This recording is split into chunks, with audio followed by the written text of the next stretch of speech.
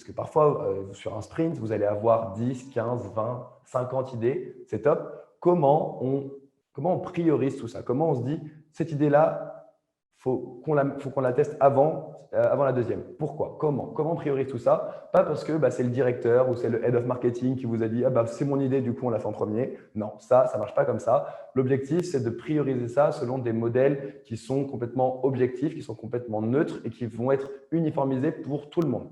C'est-à-dire des modèles qui sont considérés soit comme, on utilise le modèle Brass ou PIES, qui sont des modèles où on va dire, tiens, sur une échelle de 1 à 5, quelle est la probabilité d'impact de cette expérimentation? Sur une échelle de 1 à 5, quelle est la pertinence du canal utilisé pour cette expérimentation? Sur une échelle de 1 à 5, à quel point ça va être facile au niveau des compétences qu'on a en interne, au niveau des outils qu'on doit prendre, à quel point ça va être facile d'implémentation.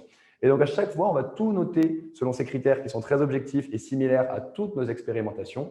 Et derrière, vous êtes en mesure d'avoir les idées les mieux classées en fonction d'un modèle très, très simple.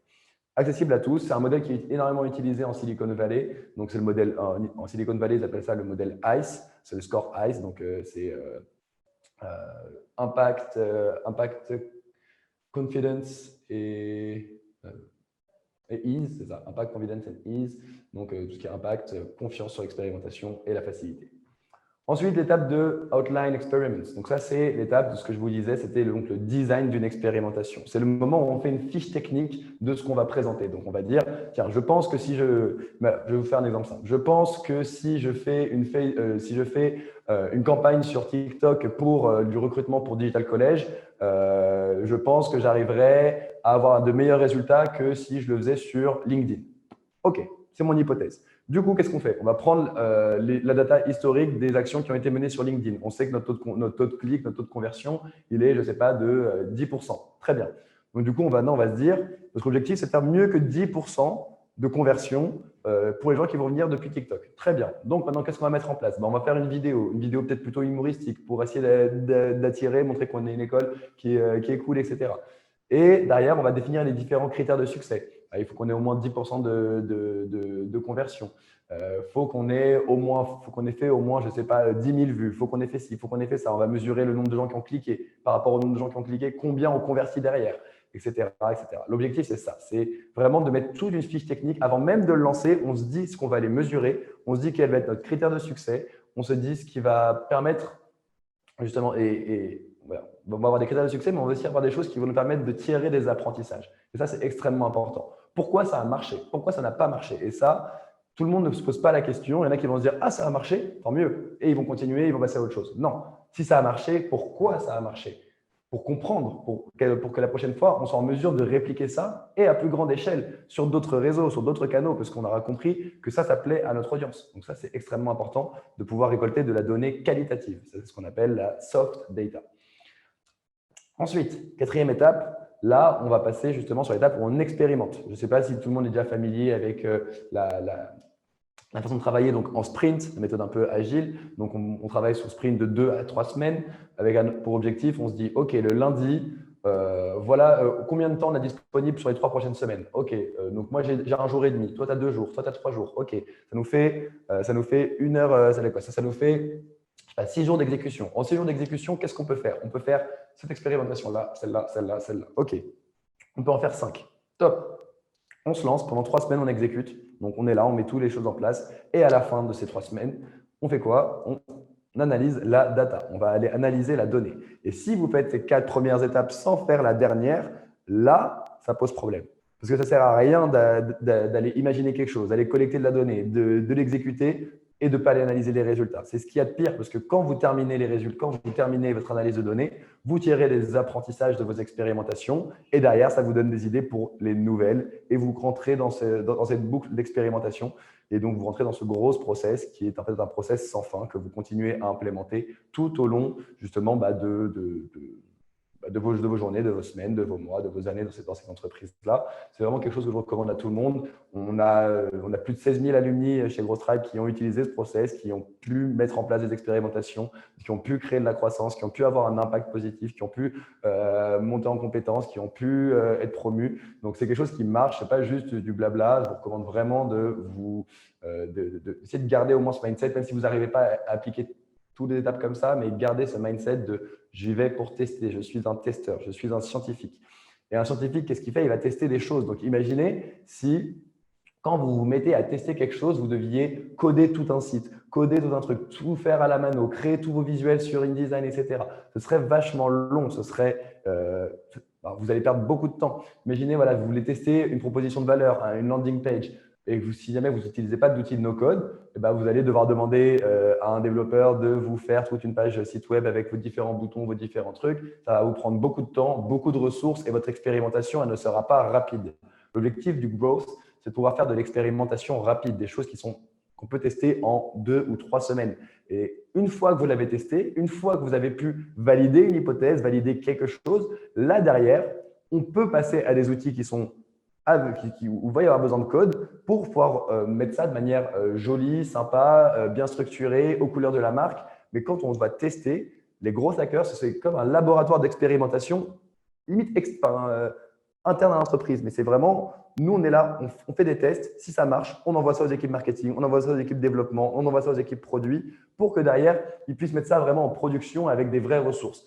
Mais d'abord, il faut tester. Et pour tester, il faut des outils. Enfin, c'est pas obligatoire, mais on teste beaucoup plus rapidement avec des outils de no-code qu'avec des outils qu'avec code.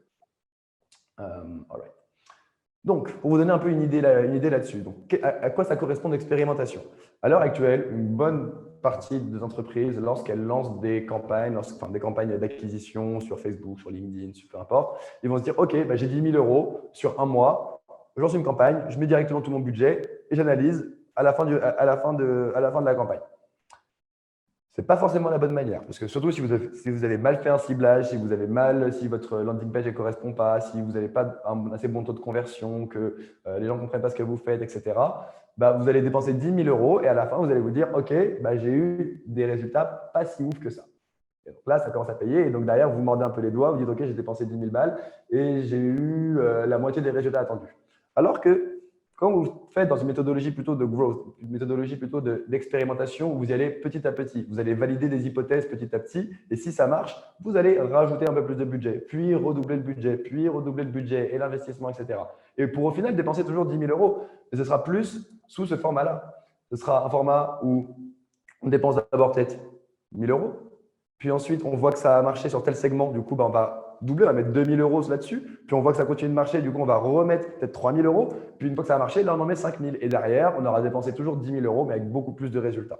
Et l'objectif c'est ça, c'est tester, apprendre, retester avec nos apprentissages, retester petit à petit, et derrière on y va de manière incrémentale, on y va de manière croissante. L'objectif, c'est ça, c'est d'arrêter de mettre tout dans le même panier, mais c'est d'aller faire plusieurs petits tests, vérifier si ça fonctionne, comprendre pourquoi ça fonctionne, et ensuite mettre en place ces apprentissages pour continuer à avancer.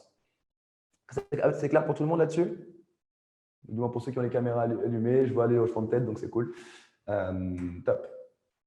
Donc, on va aborder rapidement le Pirate Funnel et ensuite, on va voir quelques exemples d'expérimentation qui ont pu être menées, qui vont peut-être vous permettre d'avoir une vision un peu plus concrète de ce que je suis en train d'expliquer. Donc, le Pirate Funnel, nous déjà, je ne sais pas, pour ceux qui connaissaient déjà éventuellement ce modèle, ça a été créé par Dave McClure, qui est le fondateur de 500 Startups, du coup, aux States. Et il a créé justement ce funnel qui vraiment représente le parcours client, sachant qu'il n'y a pas un seul parcours client qui existe. Déjà, dans une entreprise, il peut y en avoir 1, 2, 3, il peut y avoir 3 différents. Et ce parcours client, si vous êtes un e-commerce, si vous êtes un SaaS, si vous êtes je ne sais pas, si vous vendez juste des produits, vous faites du service, ce ne sera jamais exactement le même Pirate Funnel. Ce n'est pas possible parce que c'est beaucoup trop différent pour tout le monde. En revanche, ces étapes sont les mêmes pour tout le monde. Après, ce sera juste l'ordre qui va changer selon les types de modèles, d'entreprises dans lesquelles vous êtes. Et donc, de manière globale, c'est ça. Première étape, celle qui ne change jamais, c'est ce qu'on appelle l'awareness. C'est comment on fait pour ramener du trafic vers notre site web. Sauf que ça marche aussi bien en magasin. Là-dessus, gardez-le en tête, parce que ce n'est pas uniquement que sur du digital. Le gros, ça s'applique dans n'importe quel secteur. C'est plus facile sur le digital, mais ça peut s'appliquer dans n'importe quel secteur, dans des boutiques, dans une boucherie, dans une boulangerie. C'est le même raisonnement, c'est la même pratique. C'est comment on fait pour délivrer une meilleure expérience client à nos clients, évidemment. Donc voilà. Donc, première étape, le awareness. Comment on ramène du trafic sur notre site web? Comment, par quels moyens de communication, que ce soit des webinars, des pubs, du blog, du contenu, des événements, des actions de co-marketing, etc. Il existe énormément de canaux d'acquisition différents que vous ne testerez sûrement pas tous. Enfin, vous n'aurez sûrement pas l'occasion de tous les tester un jour, parce qu'il y en a beaucoup trop. Mais déjà, ça, c'est la première étape. Comment on ramène du trafic? Une fois que ce trafic il vient, comment on le fait rester? Et ça, c'est pour ça que nous, chez GrowthTribe, on a vraiment décidé de séparer justement l'acquisition en deux parties. Parce que normalement, le modèle du Pyramid Funnel, c'est AA, RRR. Nous, on a vraiment décidé de rajouter 3A, 3R parce que ramener du trafic sur un site web et le faire rester, pour moi, ça n'a rien à voir. Ça n'a strictement rien à voir. Vous pouvez faire des belles promesses en mode oui, on a vraiment le meilleur produit, on a vraiment le meilleur truc, on arrive sur le site web et ce n'est pas du tout ce qu'on nous a vendu. Du coup, qu'est-ce qu'on fait? On rebondit, on part, on va voir ailleurs parce qu'on est déçu de ce qu'on nous a présenté. Donc, ramener du trafic, faire rester, c'est deux choses différentes et c'est deux choses qui sont extrêmement liées. Il ne faut pas mentir en awareness. Si jamais vous êtes, je ne sais pas, traffic manager et votre objectif, c'est de ramener du trafic sur un site web, faites en sorte de ramener du trafic qui soit qualifié. Ça ne sert à rien de ramener 10 000 visiteurs si vous n'en avez que 100 qui vont rester derrière parce que vous leur avez promis, je ne sais quoi et derrière, ils ne sont pas satisfaits de ce qu'ils trouvent sur le site. Donc ça, c'est extrêmement important. Donc quand vous ramenez du trafic, derrière, il faut savoir leur montrer très rapidement ce que vous proposez et ce que vous proposez de mieux que tous les autres concurrents. Ça, c'est quelque chose que vous devez garder en tête. Les gens, en fait, s'en fichent de votre marque. Les gens s'en fichent de qui vous êtes. Ils veulent un produit ou un service qui répond à un besoin. Et c'est ça que vous devez leur montrer rapidement. Évitez de leur montrer quelque chose de hyper inspirationnel avec everything to gain is my product, des trucs comme ça. Ça, c'est les trucs qui ne servent à rien.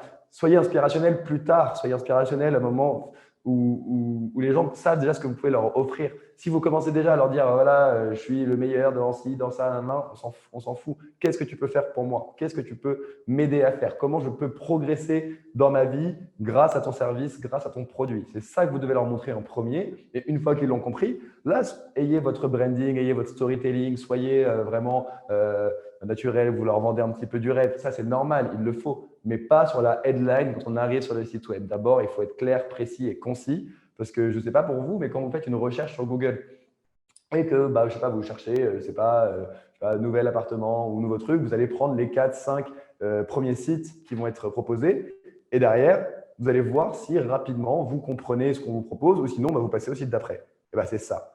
C'est si vous faites en sorte que vous captiez l'attention et que les gens comprennent rapidement ce qu'ils peuvent faire avec votre produit ou votre service. Ça, c'est extrêmement important.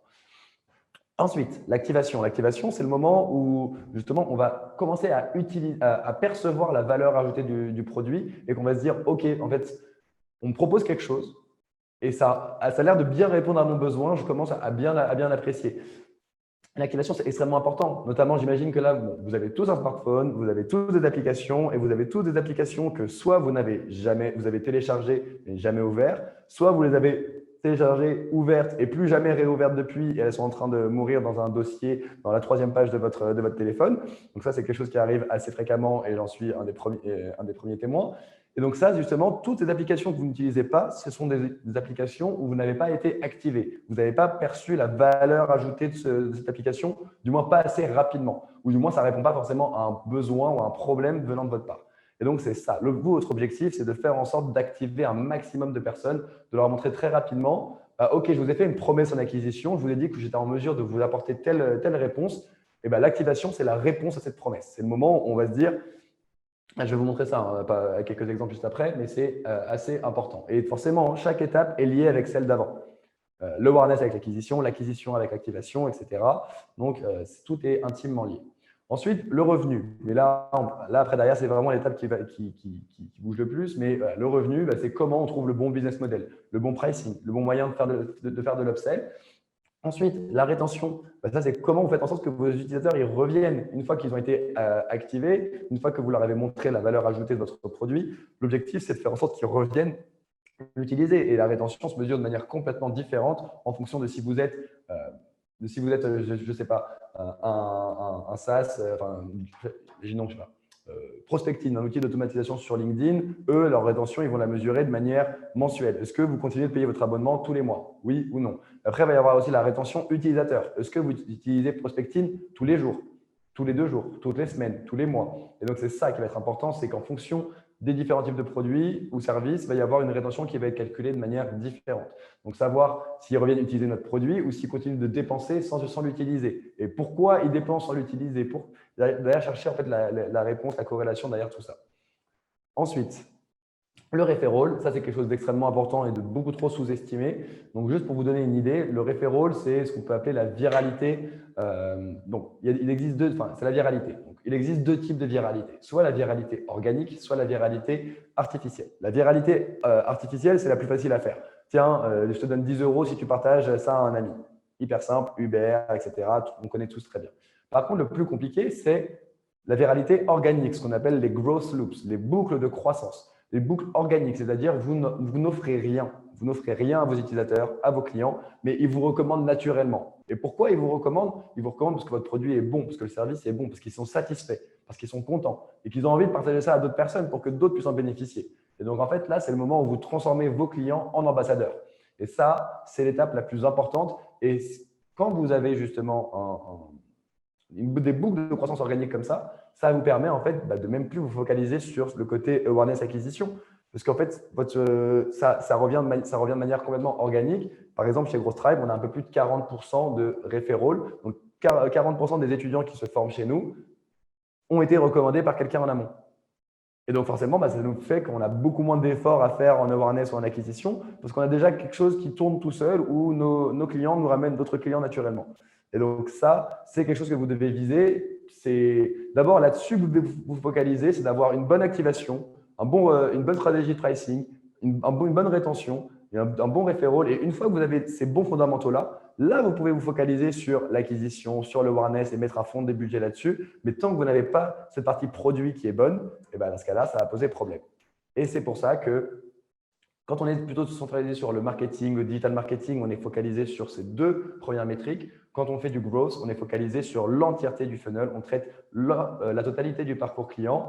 Et justement, cette partie-là, c'est la partie produit. Et le gros problème à l'heure actuelle, c'est que les équipes marketing ne travaillent pas toujours. Ça arrive, ça se fait de plus en plus, mais les équipes produits et marketing ne travaillent pas souvent ensemble. Les équipes marketing et sales ne travaillent pas souvent ensemble. Les équipes produits et sales ne travaillent pas souvent ensemble. Et l'objectif, c'est de réussir à casser ces silos, de réussir à créer vraiment une unification entre les équipes marketing, les équipes grosses, les équipes produits, les équipes sales et que tout le monde travaille ensemble, que tout le monde partage sa data, que tout le monde partage ses enseignements, ses apprentissages pour permettre à la boîte de croître réellement et de ne pas rester dans son coin en se disant tiens, c'est bon, j'ai généré des leads, maintenant à eux de gérer. Non, j'ai généré du lead, mais est-ce que mon lead est qualitatif? Est-ce que mon lead convertit? Est-ce qu'il convertit à combien de pourcents? Ah, ok.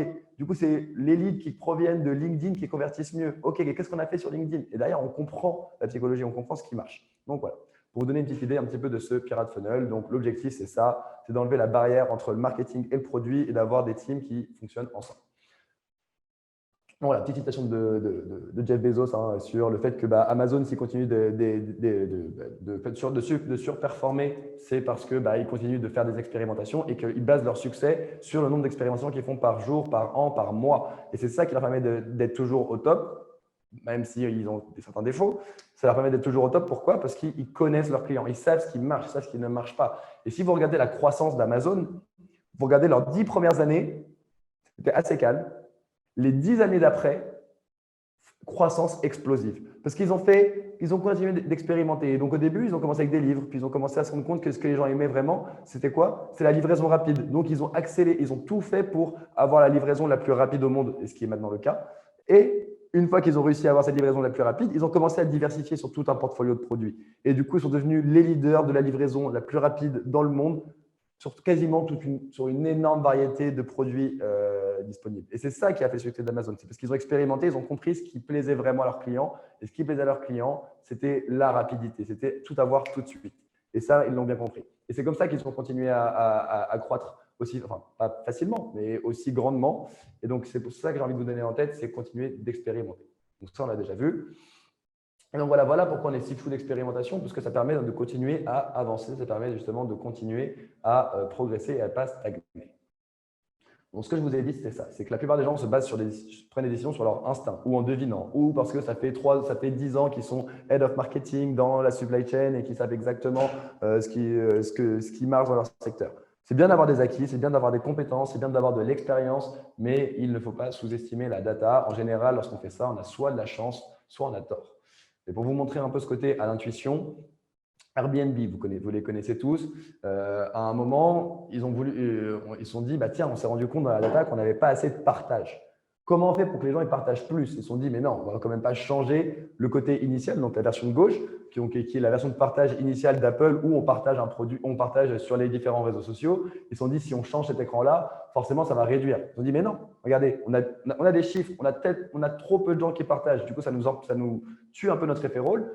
Venez, on teste quelque chose de nouveau. Et là, ils ont pris une décision basée sur la data, pas sur l'instinct. L'instinct leur a dit, on garde le truc d'Apple. La data leur a dit, c'est pas suffisant. Ils sont partis tester un nouveau moyen de partager sur Apple. Franchement, ça ne change pas grand-chose. Enfin, ça change pas grand-chose. Pourtant, ça a fait plus 40% de référents, juste le fait de changer. Donc, basez-vous sur la data. Arrêtez de fonctionner à l'intuition, à l'instinct. Ça peut être bien, hein, mais pas tout le temps. Si vous basez sur la data, au moins vous pouvez tester et vous tirez des apprentissages. Et là, l'apprentissage, c'est quoi? C'est que la fonctionnalité d'Apple de partage initiale n'est pas forcément la meilleure. Et notamment, là, ils ont testé une nouvelle façon de le faire où il y avait plus de choix, plus de sélection sur un seul écran et ça a augmenté les référents de plus 40%. Donc voilà, juste pour illustrer un petit peu tout ça. Donc, si un jour, vous ne savez pas forcément où commencer pour vous lancer dans le growth, je vous ai sorti une petite ressource qui est assez sympa. Donc, je vous laisse aller sur ce lien-là que vous retrouverez aussi à la fin de la présentation dans le petit questionnaire de feedback que je vous poserai pour savoir un peu ce que vous avez pensé de la présentation.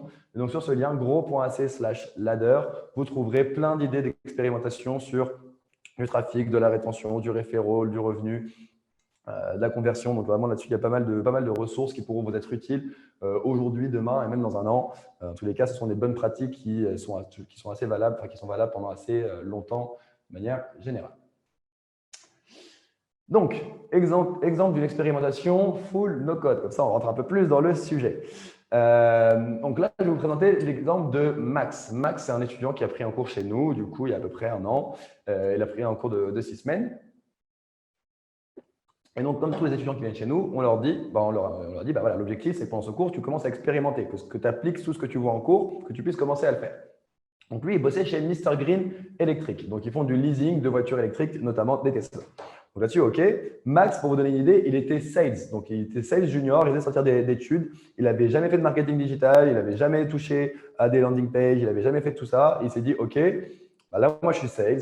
Mon gros problème, c'est qu'à l'heure actuelle, chez Mr Green, le process sales, il est d'au moins 3 mois. Donc, c'est extrêmement long. 3 mois pour avoir une commission. Et donc, il s'est dit, ça va être très, très long si je veux commencer à gagner un peu ma vie chez eux. Donc, en venant chez GrowthTribe, il s'est dit, il va falloir que je trouve un moyen de raccourcir ce process sales. Il va falloir que je trouve un moyen d'accélérer ça pour que je fasse des ventes plus rapidement, que je touche plus de thunes, etc. Donc, ça, c'était son souhait. Et donc, il est arrivé, il avait voulu faire un test. Ça a été un fail. Il a fait un deuxième test. Ça a été encore un fail. Un troisième, un quatrième, un cinquième, un fail. Et là, c'est dur. Franchement, c'est dur pour le mental. Quand on vous dit, voilà, on peut tester ça, et il teste, il se mange un mur dans les dents, et il commence à en avoir un peu marre. Mais il ne faut pas lâcher. Là-dessus, c'est ça. La clé sur le gros, c'est la persévérance. C'est avoir, comme je vous l'ai dit, au tout début, c'est avoir la dalle et surtout tirer des apprentissages de vos échecs. Si vous faites des échecs et que vous ne tirez pas d'apprentissage, là, c'est sûr que c'est ultra déprimant. Mais si vous faites des échecs, mais vous savez, ah ok, ça n'a pas marché parce que mon ciblage était mauvais. Ah, ça n'a pas marché parce que mon bouton n'était pas visible. Ah, ça a marché parce qu'il préfère le bleu au rouge. Ou peu importe. Mais si vous apprenez, au moins les prochaines expérimentations seront que meilleures. Donc lui, c'est au bout de la 6e expérimentation qu'il a commencé à toucher au but. Donc en suivant exactement tout ce qu'on disait. Donc voilà, pour vous donner une idée du process.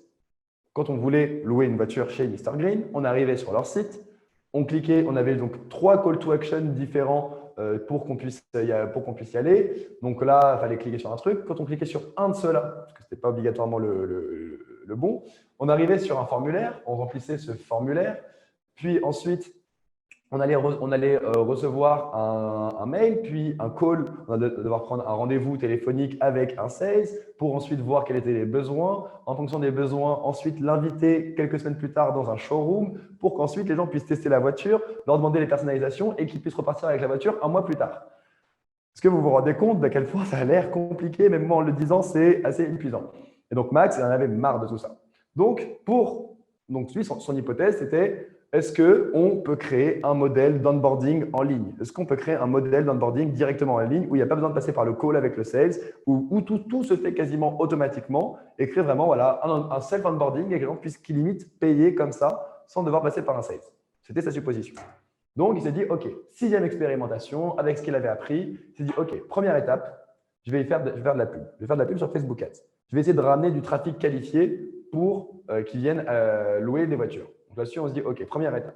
Deuxième étape, il les redirige vers Unbounce. Unbounce, c'est un landing page builder. Donc, ça permet de créer vraiment des pages, c'est une sorte de mini site web que vous créez. Comme ça, franchement, ça prend une heure à tout casser pour créer un site là-dessus, où vraiment, c'était très simple. Il a créé une page avec un objectif de conversion unique, un formulaire, un call to action, c'est tout. Donc, ça, c'est vraiment les bonnes pratiques. Si vous faites un peu de pub, faites en sorte de ne pas rediriger les gens directement sur votre site web, mais redirigez-les vers une landing page qui est dédiée, qui correspond à ce à quoi ils ont cliqué et avec un seul objectif de conversion unique. Même votre logo ne doit pas être cliquable. Votre logo ne doit même pas ramener vers votre site web. Vous devez vraiment avoir une page où on vous dit, tu as cliqué sur, je ne sais pas, une formation Growth Hacking 12 semaines. Et bien, si tu vas sur ce site, tu télécharges une brochure pour le cours de 12 semaines et tu ne vas pas aller visiter mon blog ou mes réseaux sociaux ou je ne sais quoi, parce que ce n'est pas le but. Si tu as cliqué sur ma pub, c'est que tu as de l'intérêt pour la formation. Du coup, tu y vas et tu télécharges. Et bien là, c'est pareil pour Max. C'est dit, si tu cliques sur ma pub, tu viens et tu vas demander de l'information pour te louer une voiture. Donc voilà, Facebook Ads, trafic qualifié, vers une landing page qu'il a créée sur Unbounce. Unbounce, du coup, c'est un outil qui permet de créer des sites web en no-code. Le mec n'a jamais créé de site web de sa vie, donc il a fait ça sur Unbounce. Vous verrez, il a fait ça, c'est très moche, mais ça marche. L'objectif, c'est ça, sur du growth, quand on fait de l'expérimentation, c'est du quick and dirty. On n'est pas là pour faire quelque chose de beau, on n'est pas là pour faire quelque chose de sympa, on est là pour faire quelque chose qui fonctionne. On teste une hypothèse, si ça fonctionne, on le rend joli, on le design bien. C'est ça, la logique. Donc, une fois qu'on crée ce cycle qu'on crée cette landing page, derrière, quand les gens remplissent le formulaire, qu'est-ce qui se passe? Ils vont rentrer dans un cycle automatisé, donc grâce à Mailchimp. Mailchimp, je ne sais pas si vous connaissez, mais c'est une solution qui permet de faire de l'email marketing, donc pas mal d'automatisation à faire avec ça. Et donc, il y a plein de solutions comme ça. Il y a du Sendinblue, il y a Sumomi, il y a Mailchimp, il y a…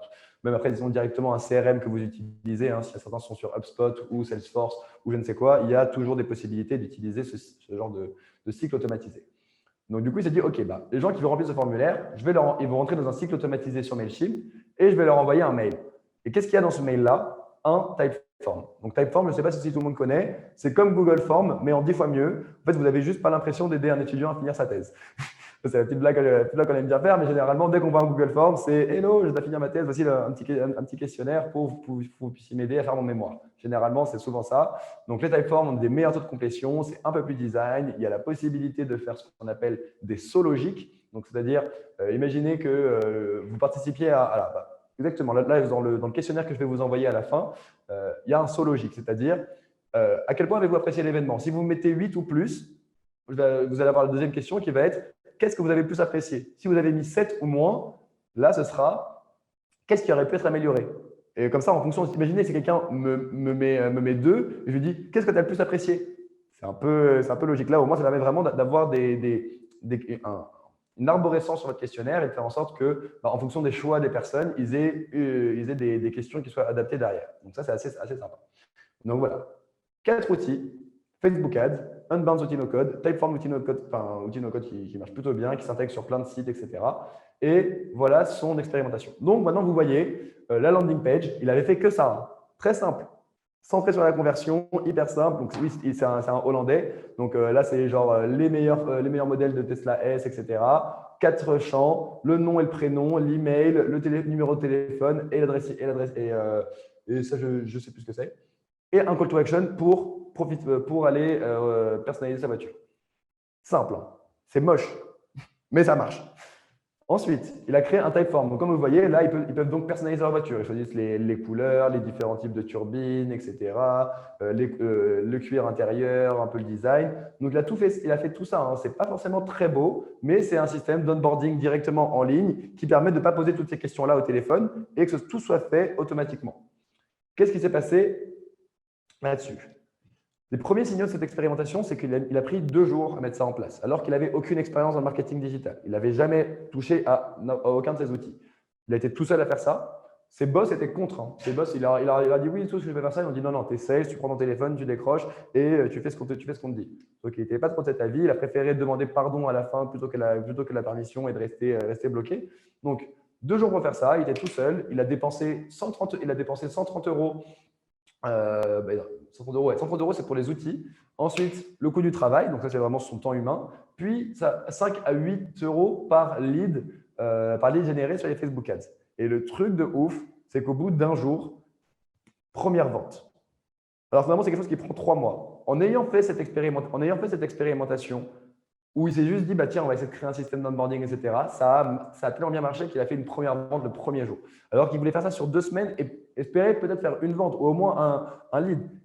Là, ça s'est révélé être extrêmement bon pour lui, donc forcément, il est très content. Et du coup, qu'est-ce qui se passe? Bah, une fois qu'on a testé ça en no-code, en mode un peu moche, etc., derrière, il est parti avec de la data, il est parti voir son boss, il est parti voir les équipes de développeurs, il leur a dit, bah, écoutez, voilà mon expérimentation, voilà mon test, j'ai fait un système d'onboarding en ligne, ça a marché, on a eu une première vente. Qu'est-ce qu'on fait maintenant? Eh bien, écoutez, le CEO, bah, à un moment, il n'est pas non plus aveugle, hein, il a commencé à reconnaître un peu ses torts. Et du coup, bah, il a demandé aux développeurs d'intégrer ce modèle d'onboarding, mais directement au site web. Du coup, il a bien brandé aux couleurs de Mr Green, directement sur le site, avec quelque chose vraiment un peu plus beau gosse que le Typeform. Et derrière, qu'est-ce qui s'est passé? 800% d'augmentation des leads en un mois sur le site de Mr Green. Ça veut dire qu'il partait de loin aussi, hein, mais 800% d'augmentation, donc ça fait x9. Donc x9, donc c'est déjà quand même pas mal en un mois pour le nombre d'augmentation des leads. Et Max, il a été promu Head of Growth derrière tout ça. Donc la morale de cette histoire, qu'est-ce que c'est? C'est que même si vous n'avez aucune expérience, même si vous n'avez jamais testé ce genre d'outils, en faisant de l'expérimentation, en y allant petit à petit, de manière incrémentale, en prenant des apprentissages et en allant valider des hypothèses, vous êtes en mesure de trouver des choses qui fonctionnent. À tous les coups, vous finirez par trouver quelque chose qui fonctionne. Même si vous avez besoin de passer par 2, 5, 10 expérimentations avant d'avoir un gros win, mais une fois que vous allez l'avoir, vous allez continuer à comprendre ce qui fonctionne et à avoir des bons résultats. La deuxième morale de ça, c'est que vous voyez maintenant le site comment il est. Si on revient, alors, excusez-moi, j'arrive pas à revenir en arrière. Si on revient sur le site, vous voyez quand même le Typeform. Entre ce qu'on voyait sur le site derrière, qui était bien beau gosse, et là, le Typeform où c'est quand même pas… c'est quick and dirty. L'objectif, c'était ça. C'était vraiment de pouvoir passer d'un truc quick and dirty fait rapidement en 2 jours à quelque chose qui a été développé par des développeurs avec beaucoup plus de compétences techniques, maintenant qu'on sait que ça marche, et l'implémente. Parce que s'il avait directement demandé aux développeurs, allez, tiens, j'ai une super idée, on développe ça sur le site, et au final, ça aurait pu ne pas marcher. Et donc, les développeurs, ils ont peut-être pris 1 semaine de leur temps à développer quelque chose de beau, et que derrière, ça ne marche pas. Donc, c'est à ça que ça sert le gros, c'est d'abord aller tester à petite échelle. Si ça fonctionne, on le scale et on le généralise à toute l'entreprise. C'est clair pour tout le monde? Pour ceux qui ont les caméras, je vois les petits hochements de tête, c'est cool. OK, donc voilà pour cet exemple. Maintenant, je vais vous parler un peu d'activation. Et après, on va pas tarder à terminer et on pourra prendre des questions, faire une petite démo live sur éventuellement quelques outils. Donc, l'activation. Une étape extrêmement importante et du coup qui est très, très corrélée avec la rétention. Donc, comme ce que je vous ai dit, surtout au niveau des applications, par exemple, c'est extrêmement important que vous soyez très vite activé parce que quand vous la téléchargez, vous l'ouvrez. Si jamais vous n'y voyez pas forcément votre intérêt rapidement, vous la laissez tomber et vous n'y revenez pas. Parfois, vous allez avoir quelques notifications, push, etc. Mais ce ne sera pas forcément suffisant. Donc, prenons l'exemple que vous connaissez certainement tous. Tinder. Je pense que là-dessus, il n'y a pas trop de soucis. Là, je vois les gens, non, je ne connais pas, c'est quoi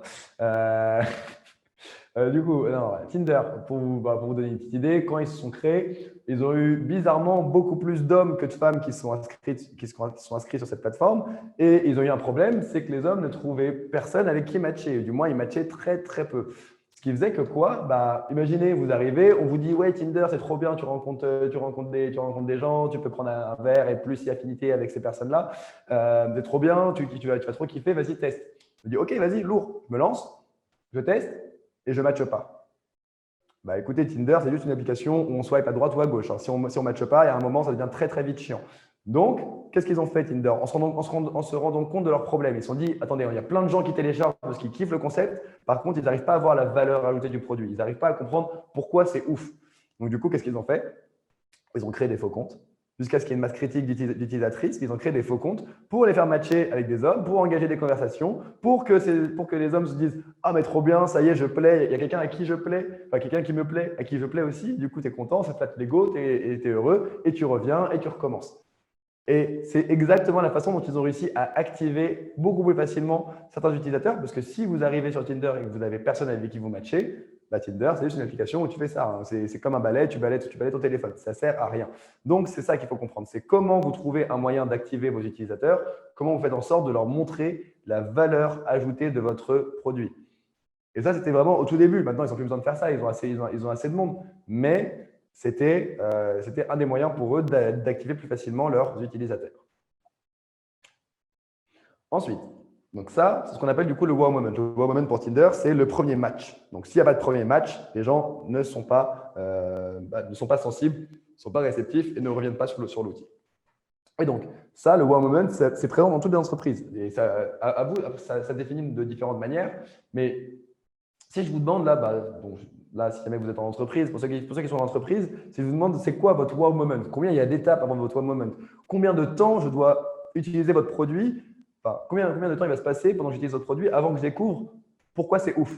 Et ben, ça, tout le monde ne le sait pas forcément. Je sais qu'en général, dans nos cours, les gens ne le savent pas. Et ce n'est pas facile à mesurer, ce n'est pas facile à l'analyser. Donc, imaginez une banque. Ça, c'est un de mes collègues, il est parti s'installer aux Pays-Bas. Il arrive, il rentre dans une banque. Il veut se créer un compte. Donc, le wow moment dans une banque, c'est quand tu as enfin ta carte bleue, du moins tu as fini de créer ton compte, tu as ta carte bleue, tu peux commencer à dépenser tes thunes. Et il y en a pour 35 étapes. Et quand on dit 35 étapes, c'est le nombre de clics, le nombre d'étapes, le nombre de choses à faire. À un moment, il fallait même venir directement en agence pour pouvoir faire déposer ses papiers, etc. Il s'est rendu compte que ça prenait plus de 18 heures. 18 heures, c'est quoi? C'est le temps que son collègue australien prenait pour faire Amsterdam, Sydney. Donc, ils se sont dit, c'est quand même un peu abusé qu'on prenne 18 heures pour pouvoir se créer un compte et recevoir sa carte bleue quelques jours, voire semaines plus tard dans une banque, alors qu'il y a des solutions comme N26 où ils vous proposent d'ouvrir un compte en 8 minutes. Et ça, c'est ce qu'on appelle de l'activation. C'est là, N26, ils vous proposent, ça c'est leur valeur de proposition, ouvrez un compte en 8 minutes. OK, on me fait une promesse, je peux ouvrir un compte en 8 minutes. Je commence à créer mon compte. Au bout des 8 minutes, j'ai fini de créer mon compte. 2 jours plus tard, je reçois ma carte bleue dans ma boîte aux lettres. Comment vous voulez que les autres banques arrivent à lutter avec ce genre de boîte comme ça? C'est ça en fait. C'est quand vous faites une promesse, faites en sorte que ça arrive et que ça arrive vite. Faites en sorte de délivrer la meilleure expérience client à vos utilisateurs. Et l'activation, c'est vraiment quelque chose qui est primordial. Avant même de vous focaliser sur comment j'arrive à acquérir les gens, focalisez-vous sur comment j'arrive à les activer. Une fois que vous arrivez à activer, à les retenir, à les faire vous recommander, à les faire dépenser, là, vous trouvez après un moyen d'aller acquérir de nouveaux utilisateurs. Mais d'abord, commencez vraiment sur les bases. C'est vraiment extrêmement important. Du coup, maintenant, deuxième exemple de comment on peut utiliser justement les outils de no-code pour faciliter justement cette activation. On va prendre un exemple de To-Do. To-Do, c'est un mélange de Slack et de Trello. Donc, je ne sais pas si tout le monde connaît Slack et Trello. Je pense que Slack, oui. Trello, peut-être aussi. Donc, c'est vraiment organisation, surtout un outil vraiment pour le travail, travail d'équipe, etc., discussion. Donc, To-Do, ça a été fondé par un de nos cofondateurs qui s'appelle David Arnoux et il a commencé à analyser plusieurs choses. Il s'est rendu compte que grâce à un outil qui s'appelle Mixpanel, qui permet d'aller analyser des cohortes d'utilisateurs, donc ceux qui font certaines actions et ceux qui en font d'autres, il voulait chercher en fait certaines corrélations. Il s'est rendu compte qu'il y avait des utilisateurs qui étaient activés, qui faisaient certaines actions. Donc ça, c'est tous ceux qui sont là. Ceux qui sont activés et qui font des actions, OK. Ça, c'est tous les utilisateurs non activés, qui font certaines actions que les utilisateurs activés font. Et ensuite, ça, c'est l'étape entre les deux où il y a des actions qui sont assez similaires entre les deux types d'utilisateurs. La réflexion de David, c'était OK, là, on a nos meilleurs utilisateurs qui savent comment utiliser l'outil, qui voient la valeur ajoutée du produit et ceux à droite, ils ne le voient pas. Donc, comment on fait pour que les gens qui soient à droite fassent comme ceux de gauche? L'objectif, c'était ça, c'était que tous ceux qui sont à droite passent à gauche. bah, du coup, il s'est dit, OK, on va créer un système d'onboarding basé sur toutes les actions qui ont été faites par ceux qui sont activés, par ceux qui ont compris comment s'utilise le produit. Et du coup, il leur a fait un onboarding. Il s'est rendu compte que mettre leur adresse email au tout début, ça ne servait à rien parce que les gens n'aimaient pas ça. Par contre, ce qui marchait le mieux, c'était de créer une équipe, d'inviter son équipe, puis ensuite de poster quelque chose, ajouter quelque chose à sa to-do list, etc. Et confirmer son adresse email, c'est vraiment qu'une des dernières étapes parce que ce n'est pas ça qui active réellement les gens. Les gens comprennent que to-do, c'est utile quand ils voient qu'ils peuvent travailler en équipe, quand ils peuvent poster quelque chose, quand ils peuvent rajouter quelque chose à leur to-do, quand ils peuvent regarder les tâches qui sont en cours, marquer une tâche en tant que done, etc. etc. Et c'est là qu'en fait, on comprend que l'onboarding peut être un excellent moyen d'aller activer vos utilisateurs pour les guider, leur montrer comment on utilise votre outil et qu'ils l'utilisent de la bonne manière pour qu'ils voient la valeur ajoutée et qu'ils puissent rester, revenir et continuer à payer votre outil. Donc ça, c'est un peu la démarche. Et donc, il y a, pour vous montrer, avec l'ancien onboarding, le nombre d'utilisateurs activés, c'était 16%. Avec le nouvel onboarding, 28% des utilisateurs ont été activés, c'est-à-dire une augmentation de 75% par rapport à l'ancienne version. Donc, qu'est-ce qui change là-dessus? C'est le nombre d'invitations qui ont été envoyées par l'utilisateur, le nombre de posts qui ont été faits sur la première visite.